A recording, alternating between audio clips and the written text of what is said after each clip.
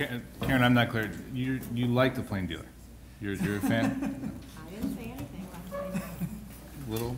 Well, my name is David Akers, and I think what you'll see throughout the course of the way this panel was set up is that we're going from big picture down to narrower and narrower and narrower, and I get to be the very tactical guy as opposed to the big picture thinkers, which I can't really keep up.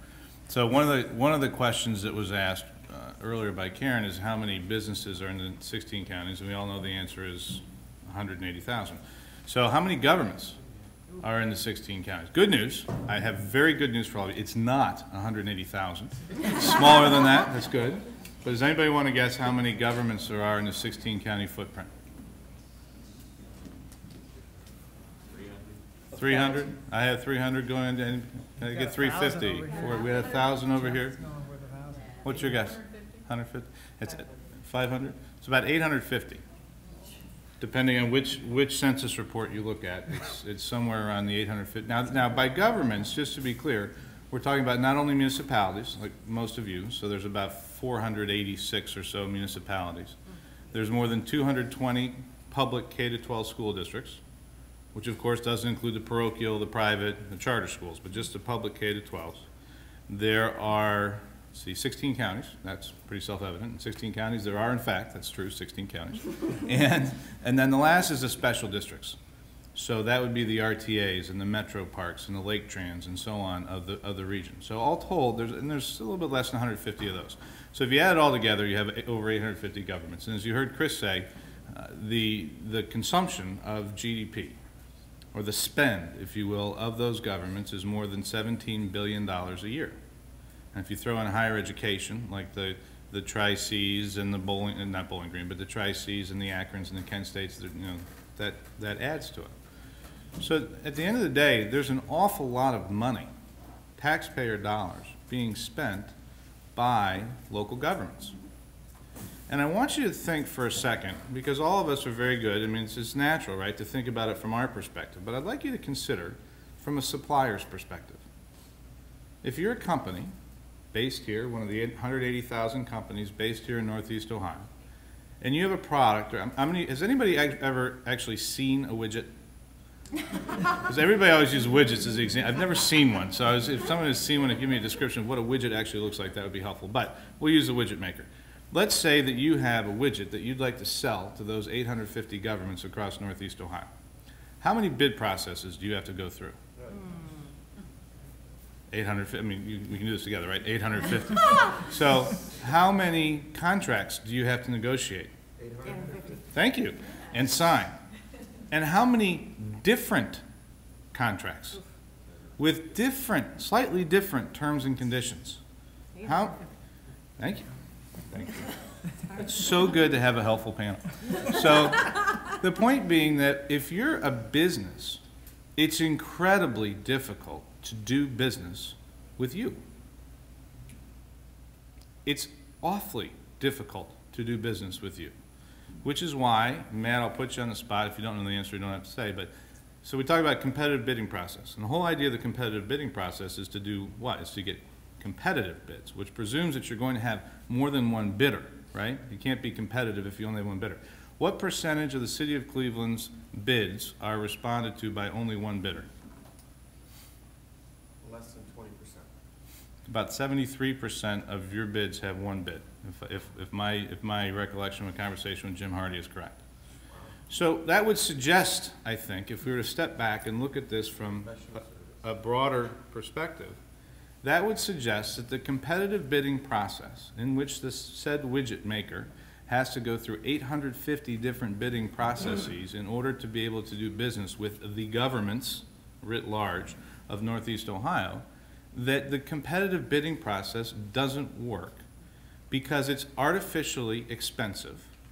It's incredibly time consuming, and even once you get the business, if you are lucky enough, arguably, to get it, it's incredibly costly to administer because everyone has a different process. Everyone has a different contract, and it's very difficult to manage that. So the structure that we have is ironically costing each of you more money. It's intended to do the opposite, but it's costing you all a lot more money. And I'll give you some specific examples. So by way of setting that as a context, what NEOCCA's job is to serve as an extension of each of your organizations to help facilitate collaborations. We're a council of governments, which if you're not familiar with the council of governments, it is an instrument of state government, sort of like a chamber of commerce for governments, just like NOCCA or RETA or some others. I don't know if I picked the best names, but they're all councils of governments. And our job, among others, is to facilitate collaboration to achieve economies of scale.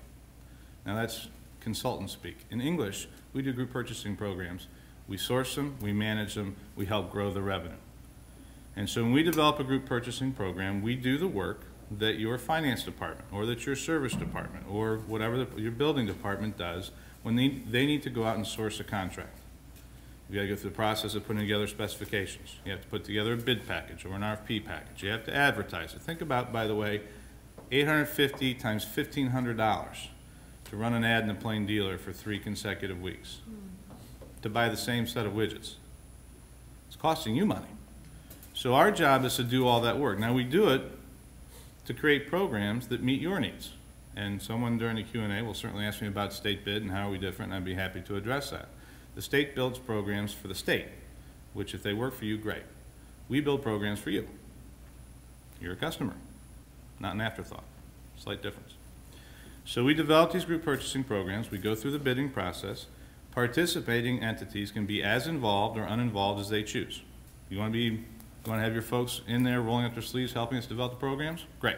You want to just have us do the work and you buy from it? That's fine too. So we meet you where you are. We go through that process, we establish a contract with the supplier. One contract, not 852, just one. We then work with individual entities to see if the programs that we've developed work for you, because one size does not fit all for most programs. We understand that. So we work with the finance people, the service people, whatever it might be, to say, hey, does this office products program, which is saving people between 11 and 30%, by the way, does this office products program work for you? If it does, we help you build a business case, if you will, that says, here's why we should consider using this program instead of buying office products the way that we're currently buying.